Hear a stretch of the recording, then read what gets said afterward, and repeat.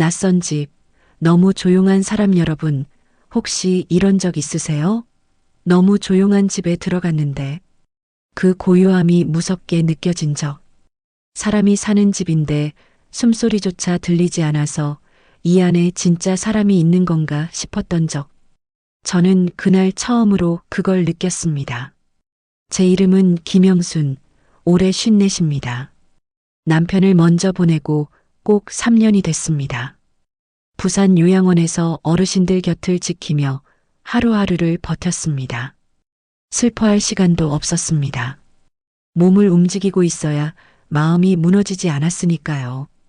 그러던 어느 날 요양원 원장님께서 소개를 하나 해주셨습니다. 해운대 언덕 위에 큰 저택이 있는데 혼자 계신 어르신 한 분 곁에 있어줄 사람이 필요하답니다. 영순 씨, 한번 가보겠어요? 저는 별 생각 없이 그러겠다고 했습니다. 그냥 또 일이겠거니 했습니다. 그런데 막상 그 집 앞에 서는 순간 저는 잠깐 발이 굳어버렸습니다. 해운대 바다가 한눈에 내려다 보이는 언덕 위에 세워진 3층짜리 저택. 잘 다듬어진 정원, 커다란 철제 대문, 벽을 타고 오른 담쟁이 넝쿨 겉으로는 더없이 아름다운 집이었습니다. 그런데 이상했습니다. 아무 소리가 나지 않았습니다. 개 짖는 소리도, 라디오 소리도, 그릇 달그락거리는 소리도 그냥 정지된 것처럼, 살아있는 것이 아무것도 없는 것처럼. 이 영상이 처음이신 분들, 지금 바로 구독 버튼 한 번만 눌러주세요. 좋아요도 꾹 눌러주시면 이런 이야기 계속 전해드릴게요. 오늘 이 이야기 끝까지 들어보시면 후회 안 하실 겁니다. 집 안으로 들어서니 가정부 한 분이 조용히 저를 안내했습니다. 넓은 거실, 고급스러운 가구들, 벽에 걸린 커다란 그림들. 분명 돈이 많은 집이었습니다. 그런데 그 거실 한가운데에 먼지가 살짝 쌓인 사진 액자가 보였습니다. 환하게 웃는 여자분과 나란히 선 남자의 모습. 그 사진만이 이 집에서 유일하게 살아있는 것처럼 느껴졌습니다. 가정부분이 작은 목소리로 말했습니다. 회장님은 서재에 계세요. 워낙 말씀이 없으신 분이라 괜찮으시면 그냥 조용히 계시면 됩니다. 서재 문을 노크하고 들어섰습니다. 어두운 조명, 두꺼운 커튼이 드리워진 창문, 가득 쌓인 책들. 그 사이에서 한 노인이 창가 의자에 앉아 계셨습니다. 박도진 회장님, 올해 73. 한때 부산에서 꽤 이름이 알려진 건설회사를 운영하셨다고 들었습니다. 지금은 일선에서 물러나셨지만 그 풍모는 아직 남아 있었습니다. 넓은 어깨, 단정한 흰 머리, 꼿꼿한 등. 하지만 그 눈이 너무 지쳐 있었습니다. 창밖을 바라보는 눈빛이 아무것도 보지 않는 사람의 눈빛이었습니다. 저는 조심스럽게 인사를 드렸습니다. 안녕하세요, 회장님. 저 오늘부터 곁에서 도와드릴 김영순입니다. 그분은 고개를 천천히 돌리셨습니다. 저를 한번 훑어보셨습니다. 그리고는 짧게 딱 한마디만 하셨습니다. 필요한 것만 하시오. 그게 전부였습니다. 더 이상의 말은 없었습니다. 그날 하루를 지내면서 저는 그 집이 얼마나 이상한 곳인지 하나씩 알게 됐습니다. 아침이 됐는데 회장님은 식사를 하지 않으셨습니다. 드셔야 합니다라고 말씀드렸더니 대답도 없이 손을 저으셨습니다. 점심도 마찬가지였습니다. 저녁도요. 하루 종일 서재에서 나오지도 않으시고 TV도 안 켜시고 전화도 받지 않으셨습니다. 가정부분이 귓속말로 알려줬습니다. 원래 이러세요. 사모님 돌아가신 뒤로 벌써 2년째예요. 2년 동안 이 넓은 집에서 혼자. 그제야 저는 알았습니다. 이 집이 조용한 게 아니었습니다. 이 집에 사는 사람이 혼자서 무언가를 버티고 있는 것이었습니다. 그날 밤 저는 혼자 주방에 앉아 창밖을 바라봤습니다. 해운대 바다 위로 불빛들이 점점이 흩어져 있었습니다. 남편 떠나고 3년. 저도 혼자였습니다. 그런데 이상하게 이 집에 오자마자 뭔가가 가슴을 건드리는 느낌이 들었습니다. 저 서재 안에 혼자 있는 그 노인이 어딘가 낯설지 않았습니다. 혼자인데 아무렇지 않은 척, 필요 없는 척, 괜찮은 척저도 3년 동안 똑같이 살았으니까요. 혹시 밥 안 먹는 사람 곁에 있어 보셨습니까? 억지로 드시라고 해도 안 드시고, 그렇다고 그냥 놔두자니 눈에 밟히고, 그 마음이 얼마나 속 타는 건지. 저는 그 집에 온 지 사흘째 되던 날, 도저히 그냥 있을 수가 없었습니다. 회장님은 정말로 드시지 않으셨습니다. 아침에 준비된 밥상은 그대로 식었고, 점심도 손도 안 대셨습니다. 저녁엔 숭늉 한 모금 드신 게 전부였습니다. 그러니 그 몸이 버텨질 리가 없었습니다. 하루는 서재 문 앞을 지나는데 안에서 낮은 기침 소리가 들렸습니다. 한 번, 두 번, 세 번. 멈추지 않는 기침 소리. 저는 문 앞에 서서 한참을 망설였습니다. 들어가도 될까? 괜히 귀찮게 하는 건 아닐까? 하지만 그 기침 소리가 자꾸 심장을 건드렸습니다. 요양원에서 수십 명의 어르신을 모셨지만 그분들이 아플 때 느꼈던 것과는 다른 감정이었습니다. 이건 그냥 몸이 아픈 게 아니었습니다. 살아야 할 이유를 잃은 사람의 소리 같았습니다.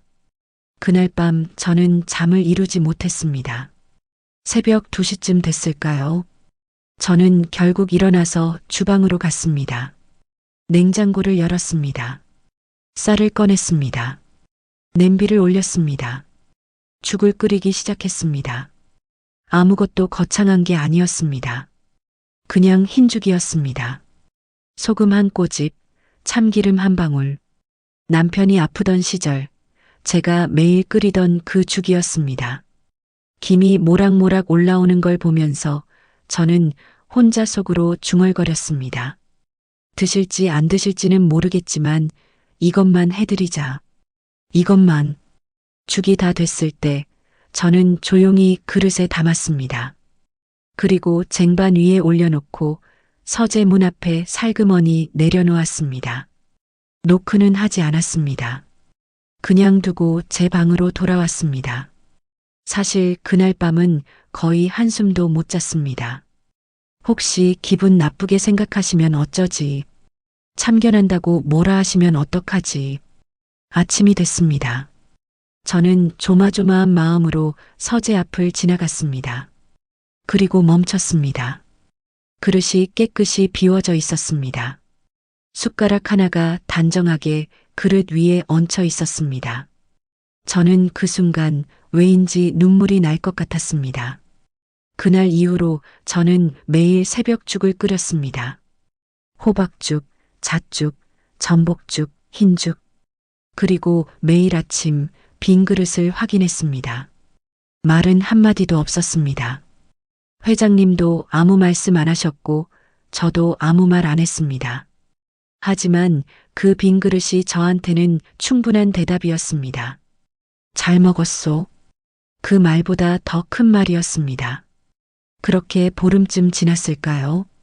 어느 날 아침 빈 그릇을 가지러 서재 앞에 갔더니 문이 열려 있었습니다.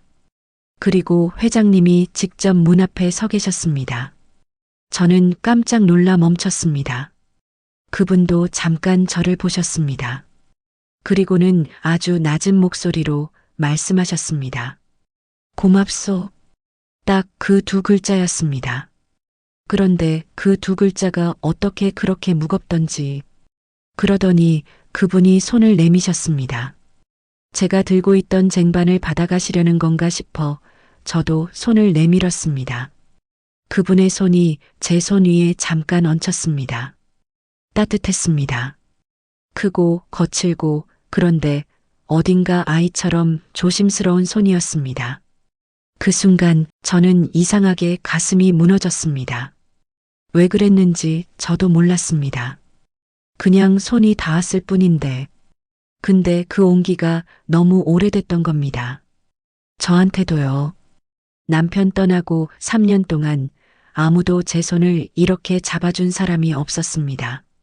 저는 얼른 고개를 숙이고 그 자리를 피했습니다. 이 나이에 가슴이 뛰면 이상한 건가요?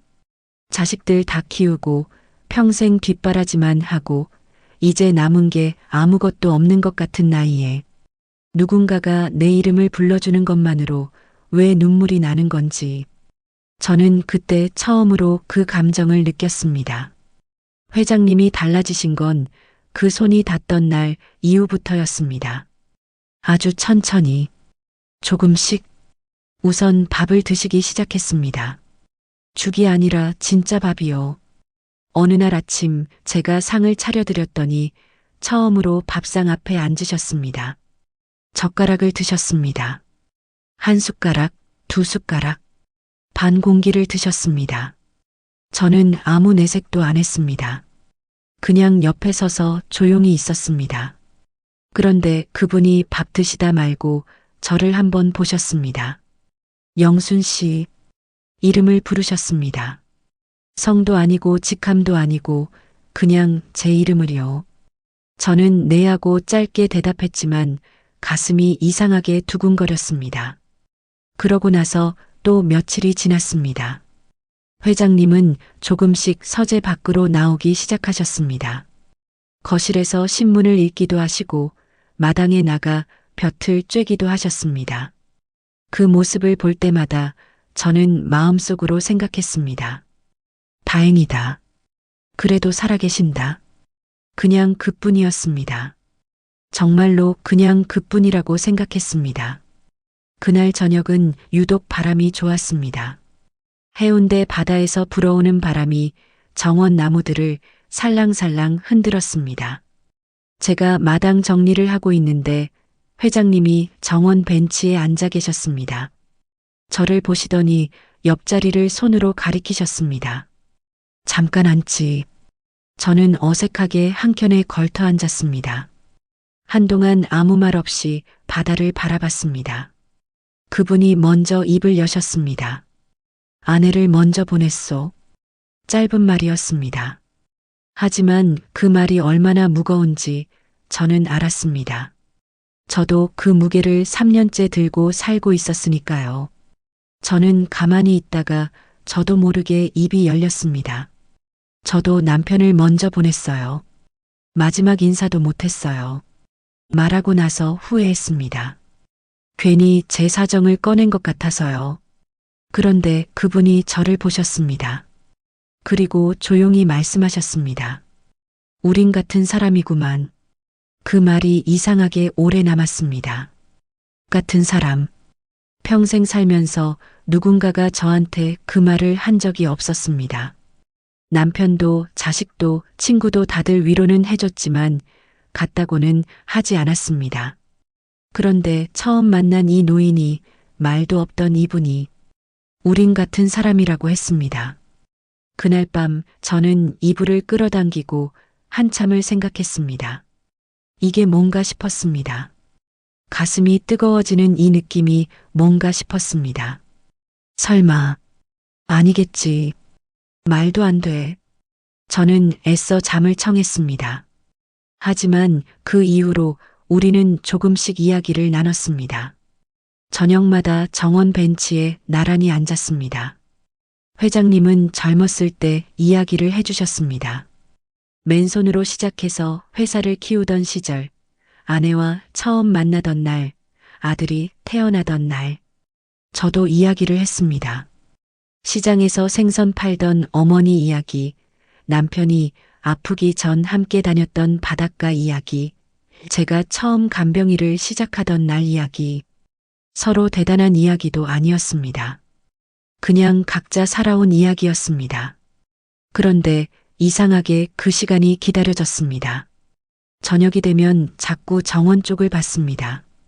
회장님도 그러셨는지 제가 나가면 이미 벤치에 앉아 계신 날이 많아졌습니다. 어느 날은 회장님이 말씀하셨습니다. 영순 씨, 여기 오기 전에 많이 힘들었소? 저는 잠깐 망설이다 솔직하게 말했습니다. 힘든지도 몰랐어요. 그냥 살았어요. 그분이 고개를 끄덕이셨습니다. 나도 그랬소. 살아있는 건지 버티는 건지도 몰랐어. 그리고는 잠깐 멈추셨다가 아주 낮게 말씀하셨습니다. 근데 요즘은 조금 다르오. 저는 아무 말도 못했습니다. 그냥 바다를 봤습니다. 귀가 빨개지는 게 느껴졌습니다. 이 나이에 54, 이런 감정이 올 줄은 몰랐습니다. 부끄럽기도 하고 무섭기도 하고 그런데 이상하게 포기하고 싶지 않았습니다. 다음 챕터에서는요, 제가 왜 갑자기 그 집을 떠나야 했는지, 며느리가 무슨 말을 했는지 그 이야기를 해드릴게요. 정말 많이 힘들었습니다.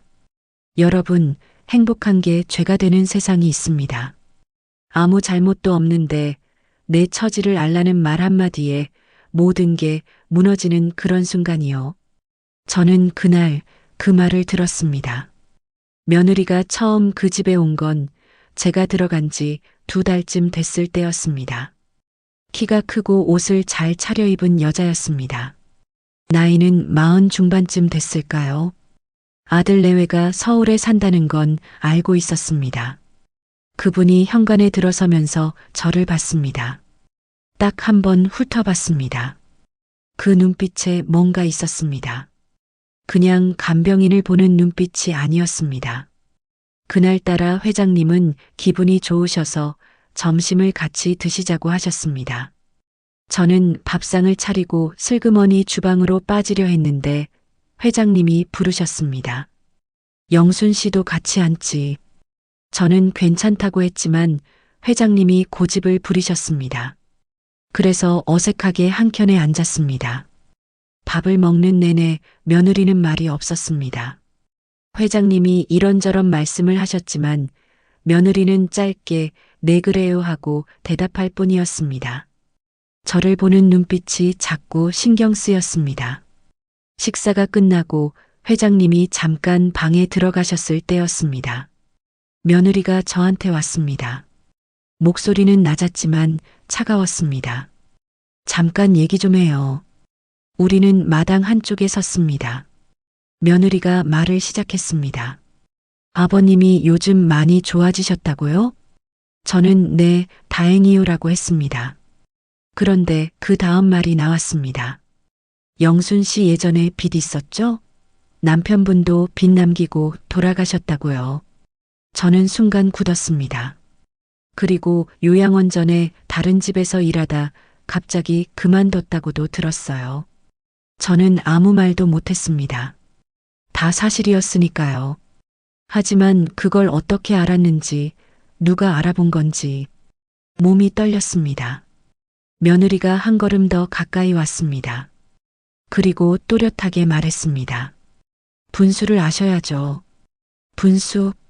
그 단어가 심장에 박혔습니다. 저는 뭔가 하려고 했는데 아무 말도 나오지 않았습니다. 무슨 말을 해야 할지 몰랐습니다. 며느리는 말을 이었습니다. 아버님이 외로우신 거 압니다. 잘해드리는 것도 알아요. 그런데 영순 씨, 지금 이 상황이 어디로 흘러가는지는 알고 있잖아요. 우리 가족한테 좋을 게 없어요. 저는 고개를 들 수가 없었습니다. 조용히 그만두세요. 제가 다른 분 구해드릴게요. 아버님한테는 제가 말할게요. 그날 저녁, 저는 혼자 짐을 쌌습니다. 울지 않으려고 했는데 손이 떨렸습니다. 며느리 말이 틀린 건 아니었습니다. 저는 간병인이었습니다. 회장님은 저한테 고용된 분이었습니다. 그 선 너머로 제가 뭘 기대한 건지, 어쩌면 제가 분수를 몰랐던 게 맞는 건지도 모른다고 생각했습니다. 그러면서도 가슴이 너무 아팠습니다. 회장님께 아무 말도 못하고 새벽에 조용히 짐을 들고 나왔습니다. 한 달이 지났습니다. 저는 다시 부산 요양원으로 돌아가서 일을 구하고 있었습니다.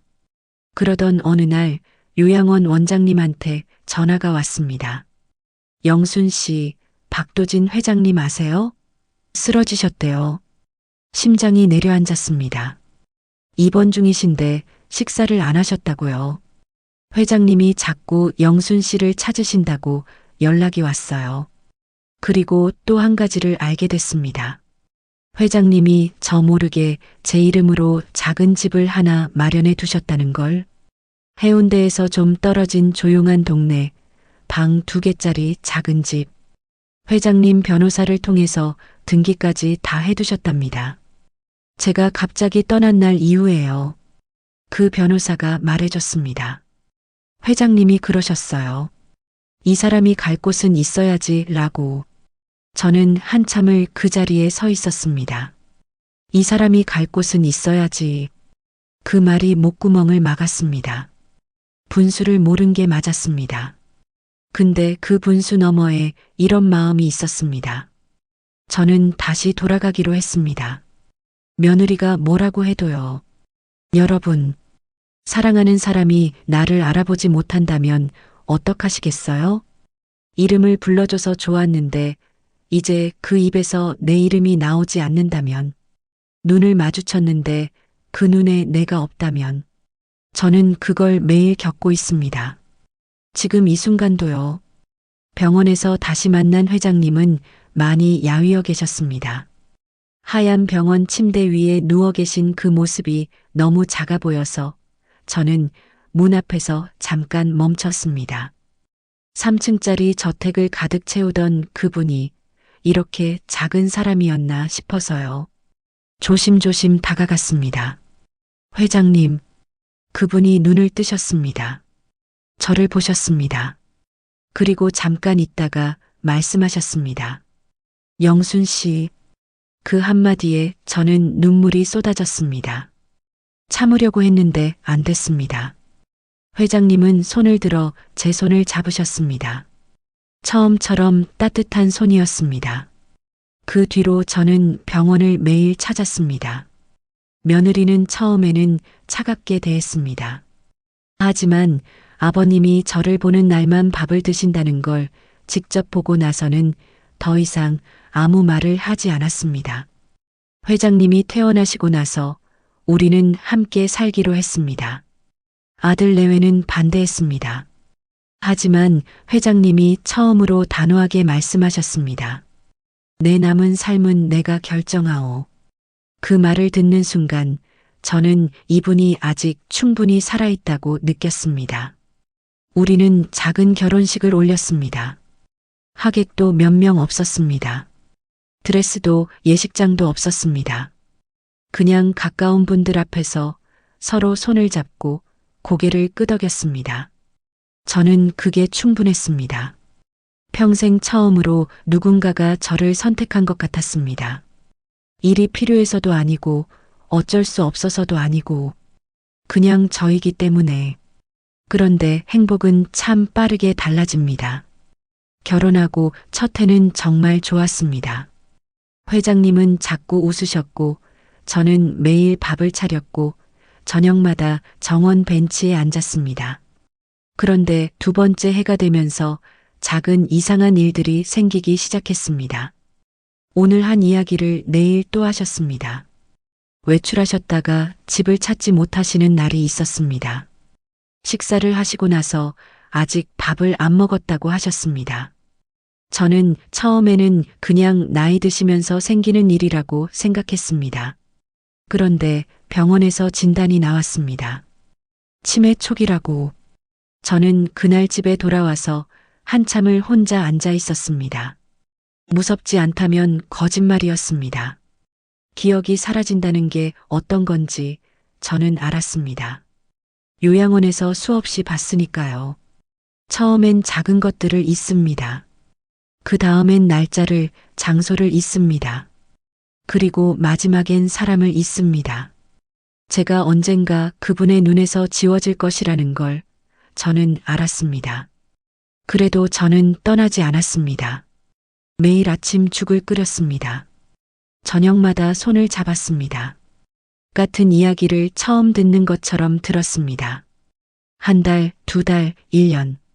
회장님의 기억은 조금씩 흐려졌습니다. 어떤 날은 먼저 떠난 아내 이름을 부르셨습니다. 어떤 날은 아들 이름을 부르셨습니다. 그런데 어떤 날은 아직도 제 이름을 부르셨습니다. 영순 씨, 그 이름이 들릴 때마다 저는 눈이 뜨거워졌습니다. 그러던 어느 날 아침이었습니다. 회장님이 잠에서 깨셔서 저를 보셨습니다. 그리고 물으셨습니다. 누구시오? 저는 그 순간 심장이 멈추는 것 같았습니다. 분명히 알고 있었습니다. 언젠가는 이 날이 온다는 걸. 근데 막상 그 말을 들으니까 가슴이 무너졌습니다. 저는 잠깐 눈을 감았습니다. 그리고 다시 눈을 뜨고 웃으면서 말했습니다. 저예요, 회장님. 김영순 당신 곁에 있는 사람이요. 그분이 저를 보셨습니다. 이름은 기억 못하시는 것 같았지만 그 눈빛이 따뜻했습니다. 손을 내미셨습니다. 저는 그 손을 잡았습니다. 지금도 저는 매일 아침 같은 말을 합니다. 저예요, 회장님. 당신 곁에 있는 사람이요. 이름을 잊으셔도 괜찮습니다. 저는 알고 있으니까요. 그분이 죽 한 그릇에 감동받던 날을, 처음으로 제 손을 잡던 날을, 우린 같은 사람이라고 하던 밤을, 갈 곳은 있어야지 라던 그 마음을, 기억이 사라져도 마음은 사라지지 않습니다. 그분이 저를 잊어도 저는 이 사랑을 잊지 않을 겁니다. 그리고 저는 압니다. 손을 잡을 때마다 따뜻한 그 온기가 아직 남아있는 한, 이 사람은 저를 기억하고 있는 거라고, 마음으로요. 오늘 이야기 여기까지입니다. 끝까지 들어주셔서 감사합니다. 이 이야기가 마음에 남으셨다면 구독과 좋아요 꼭 부탁드립니다. 댓글에 여러분 이야기도 남겨주세요. 혼자 버티고 계신 분들, 이 늦은 나이에 감정이 생겨서 당황하신 분들 여기 다 함께 있습니다. 다음 이야기로 또 찾아오겠습니다.